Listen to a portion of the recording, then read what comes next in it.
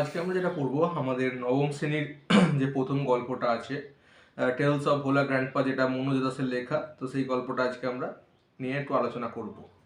তো মনোজ দাসের যে লেখা টেলস অফ ভোলা গ্র্যান্ডপা, এটা বলার আগে আমরা মনোজ দাস সম্পর্কে একটু জেনে নিই। অ্যাকচুয়ালি মনোজ দাস একজন ভারতীয় লেখক, যিনি সাধারণত ইংরেজি এবং উড়িয়া ভাষাতে গল্প লিখে থাকেন এবং তিনি 1934 সালে জন্মগ্রহণ করেছিলেন। তো এই মানুষটা বিভিন্ন ধরনের ছোট গল্প এবং নোভেলস, তারপর কবিতা, এই সমস্ত ট্রাভেলিং বিষয়ের এবং আর্টিকেল, হিস্ট্রিক্যাল, কালচার, এই সমস্ত বিষয় কিন্তু তিনি তার এই লেখাগুলো লিখে থাকেন। তো আমাদের বর্তমান যে গল্পটা, অর্থাৎ আমাদের এই যে টেলস অফ ভোলা গ্র্যান্ডপা, এই গল্পটা অ্যাকচুয়ালি মেনলি নেওয়া হয়েছে একটা দ্য শর্ট স্টোরিজ নামক বই। সেখান থেকে একটা এডিটেড ভার্সন এখানে দেওয়া হচ্ছে। এখানে ভোলা গ্র্যান্ডপা বলে একটা মানুষের কথা বলা হয়েছে, ভোলা দাদু যাকে আমরা এক কথায় বলি। তো সেই মানুষটার গল্প এখানেতে তুলে ধরা হয়েছে আমাদের এখানেতে। যে মানুষটা কিছু জিনিস আর কি, সব বেশিরভাগ জিনিস ভুলে যান আর কি। তো তার এই যে পুরো বিষয়টা এটা খুব মজার ছিল। এবং একজন ইয়ং পার্সন যে খুব কাছ থেকে ভোলা দাদুকে চিনতো এবং সেই হয়তো গল্পটা ন্যারেট করবে আমাদেরকে। তো সেই ভোলা দাদুর গল্প আমরা এখানেতে দেখব। তো আমরা গল্পে চলে যাই। Bhola Grandpa and his wife lived at the western ends of our village. A large bokal tree overshadows their hut. In the bokal tree lived a small troop of monkeys. Bhola Grandpa and his wife did not mind it. So Bhola Grandpa and his wife lived at the western end of our village.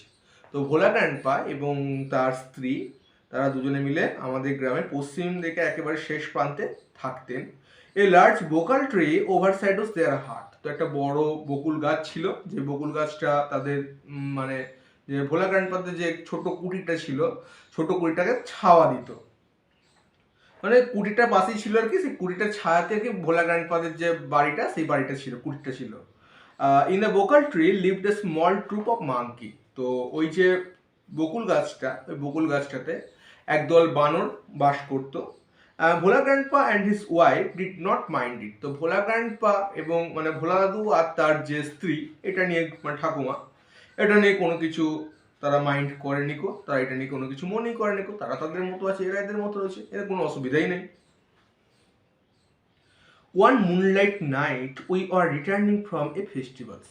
তো একদিন চন্দ্রালোকিত রাতে আমরা আমাদের festivals থেকে, অর্থাৎ মেলা থেকে ফিরছিলাম। The road was long and foggy. রাস্তা ছিল দীর্ঘ এবং কুয়াশাচ্ছন্ন। I was riding on the village chowkidar shoulders. আমি আসছিলাম আমাদের গ্রামে যে চৌকিদার আছে, চৌকিদারের কাঁধে চেপে আনন্দ করতে করতে আসছে। Suddenly Bhola grandpa let out a loud wail. হঠাৎ করে ভোলা গ্র্যান্ডপা জোর চেঁচিয়ে উঠল। Everyone in our party was surprised. আমাদের দলের সবাই তো অবাক হয়ে গেল, এত চেঁচিয়ে উঠেছে, অবাক হয়ে যাওয়ার ব্যাপার।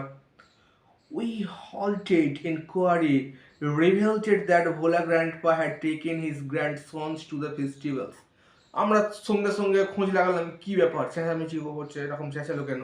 তো জানা গেল যে ভোলা গ্র্যান্ডপাও তার নাতিকে নিয়ে সে মেলাতে ফিরছিল। He had tightly held on to the two fingers of the boy. তো সেই বাচ্চাটা দুটো আঙুলকে টিপে ধরেছিল। He did not realize when those fingers slipped out. কিন্তু সে বুঝতেই পারেনি কখন তার আঙ্গুলগুলো ফসকে চলে গেছে। Bhola grandpa was continuing as before. Bhola grandpa আগের মতোই আসছিল। Then someone asked Bhola grandpa what he was gripping. তারপরে হঠাৎ করে কি হয়েছে, তাকে বললো যে তুমি কি ধরে নিয়ে যাচ্ছ এরকম করে। He remembered his grandson and let out a loud wail.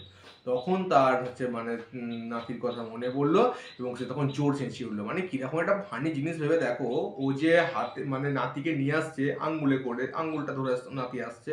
তো ও ওর কোনো খেয়াল নেই কখনো নাতি হাত ছেড়ে চলে গেছে। হ্যাঁ, ও যেমন আসছে তেমন হাত এভাবে আসছিল, সেরকম করে আসছে।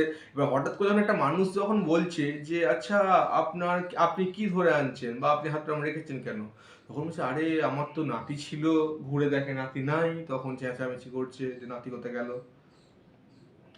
My father chose two sharp-eyed men from our party to go back with Bhola Grandpa to the festivals.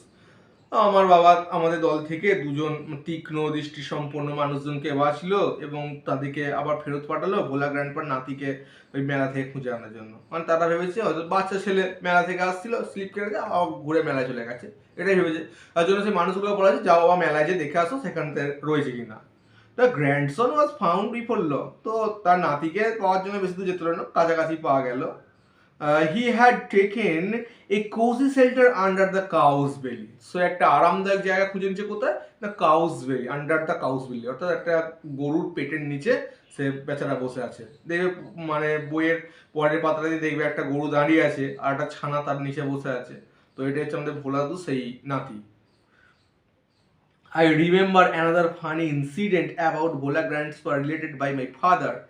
তো বলছে আমার মনে পড়লো যে ভোলাদু সম্পর্কে আরেকটা মানে এরকম মতো আনন্দদায়ক গল্প যেটা আমার বাবার কাছে আমি শুনেছিলাম। It had been a rainy afternoon. Bhola grandpa, wild with excitement, told my father and his friends that he had seen a gang of parties. তো একটা মানে রেনি একটা আফটারনুন, তাই তো নাকি, হ্যাঁ রেনি আফটারনুন, একটা বৃষ্টিচ্ছন্ন একটা বিকেল বেলায় ভোলা গ্র্যান্ডপা হঠাৎ একটু এক্সাইটমেন্ট হয়ে একটু উত্তেজিত হয়ে এসে তা মানে আমাদের লেখকের বাবা এবং তার বন্ধুকে বলল, হ্যাঁ তিনি বলছেন তিনি একদম জলদস্যুকে দেখেছেন। গ্যাং অফ পয়েন্টস জলদস্যুকে দেখেছেন। they were burying a large box under one of the sand dunes on the seashore by our village. তো সে বললো যে সেই জলদস্যুগুলো কি করছিল না, তারা একটা বড় বাক্স এনেছে, এনে আমাদের যে গ্রামের কাছে যে সমুদ্র সৈকত সেখানেতে সে সেই মানে ওই বালিগুলো খুঁড়ে সেখানেতে গর্ত করে বাক্সটাকে রেখে বালি চাপা দিচ্ছিল। সেইটা আমাদের ভোলাদু দেখেছে কি যে ওই জলদস্যুগুলো ওই কাজটা করছিল। At once, father and his friends started looking for the hidden treasure. তো আমার বাবা আর তার বন্ধুরা এবার তারা খোঁজাখুঁজি শুরু করছে কোথায় সে সম্পত্তি রয়েছে। হ্যাঁ, ইভিনিং পাস টু নাইট, এবার সন্ধ্যে পেরিয়ে রাত্রি হয়ে গেল।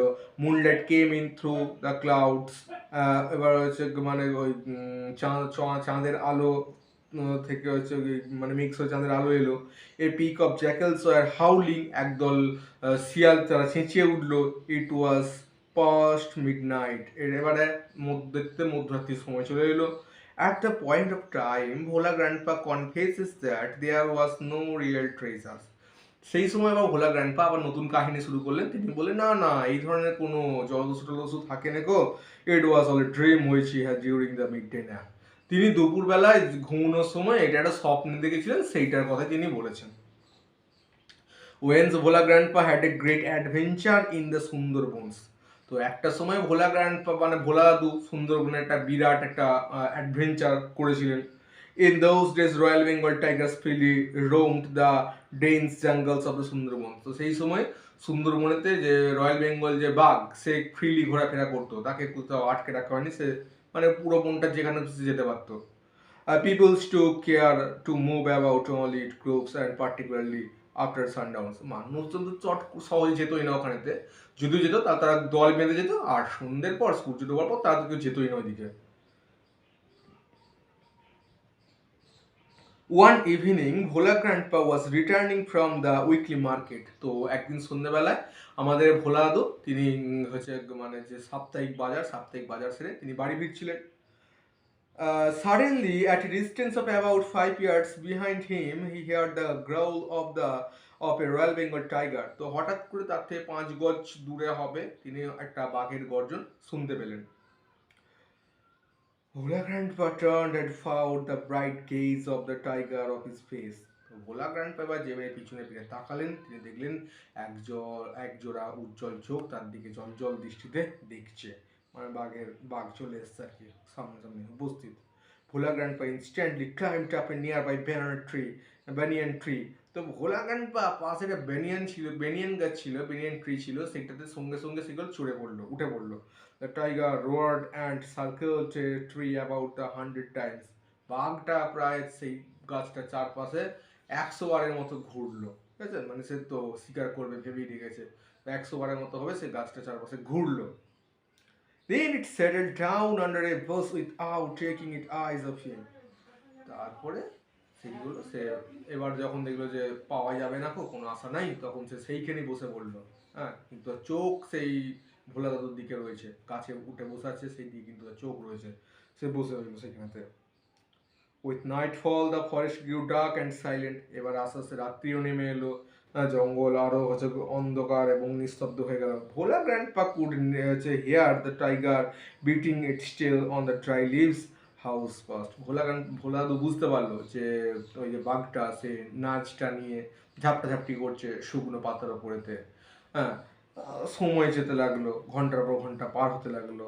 ডন broke with the cooing of doves, তো ভোর হলো আমাদের যে ঘুঘু পাখির ডাকেতে। ভোলা গ্র্যান্ডপা কেম ডাউন, ভোলা দাদু নিচে নেমে এলো। There was a group of men of a mound a little away. Bhola Grandpa climbed the found and requested the postman so he saw for some water to drink. তো সেখানে একদল মানুষ তারা কাজ করছিল কাছাকাছি, তো ভোলা দাদু সেইখানে গেল, যে তাদের মধ্যে প্রথম যে মানুষটাকে পেলো তাকে জিজ্ঞেস করলো যে একটু জল পাওয়া যাবে আপনার কাছে। The man had seen the tiger waiting, তো মানুষটা দেখলো যে বাঘটা অপেক্ষা করছে। হি ওয়াজ মাচ বিউটেড, দ্য বিউটেড মানে কি কনফিউজড, ঠিক আছে।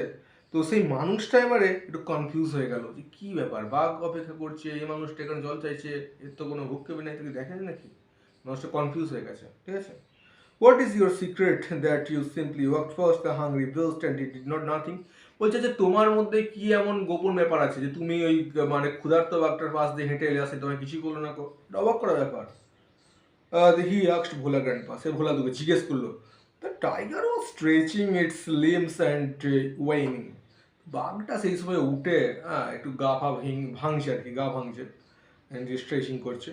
দেন Bhola grandpa remember the tigers and looked at it, তখন ভোলা দাদুর মনে পড়ে গেল যে আরে আগের দিন তো সেই বাঘটা ছিল। ভোলা দাদু তখন বাঘটার কথা মনে পড়ে গেল এবং তার দিকে ঘুরে দেখলো, মানে সে আগের দিনের বাঘটা সেই সময় থেকে তো অপেক্ষা করছে ভোলা দুধের খাবার জন্য। তো ভোলা দু তখন মনে পড়লো আরে আগের দিন থেকে বাঘটা আমাদের অপেক্ষা করছে। Bhola grandpa almost lost his sense in the fear and he ran back home, তখন ভোলা গ্র্যান্ডপা তাড়াতাড়ি করে সে সমস্ত কিছু ভয় পেয়ে গেল এবং সে দৌড়ে বাড়ি চলে গেল, মানে তখন আর জল খাওয়া বাদ দিয়ে সে চলে গেল বাড়ি সোজা। হাফ এ সেঞ্চুরি লেটার, প্রায় 50 বছর পর, Bhola grandpa left us for one morning at the age of 95, 95 বছর বয়সে ভোলা দাদু আমাদের সকলকে ছেড়ে একটা সকালেতে চলে গেলেন। His 84-year-old wife's lamented much, তো তার যে 80 ইয়ার, তার মানে হচ্ছে 80 বছরের। His 80 years old wife lamented much, তার যে 80 বছরের বৃদ্ধা স্ত্রী, তো বা 80 বছর বয়স্ক স্ত্রী, সে খুব কান্নাকাটি করছিল, খুব মানে চিৎকার করে কাঁদছিল, বিলাপ করছিল। She said with a sing, the old man must have forgotten to breathe. তো সে চেঁচিয়ে চেঁচিয়ে বলছিল বুড়োটা বোধ হয় শ্বাস নিতেই ভুলে গেছে। মানে কি মানুষ, একটা মানুষ যে এত কিছু ভুলে যেতে পারে, সে নাকি শ্বাস নিতেও ভুলে গেছে। অবিশ্বাস্য ব্যাপার, অবিশ্বাস্য গল্প। ঠিক আছে, তো তাহলে তোমাদের আজকের হচ্ছে গল্পটা শুধু রইলো। তো আমি এরপর একটা নেক্সট ভিডিওতে আমি অ্যাক্টিভিটিসগুলো সলভ করে দেবো, দেন আমরা নেক্সট গল্পে মুভ করবো। ঠিক আছে, ওকে, আজকে এতটুকুই রইলো।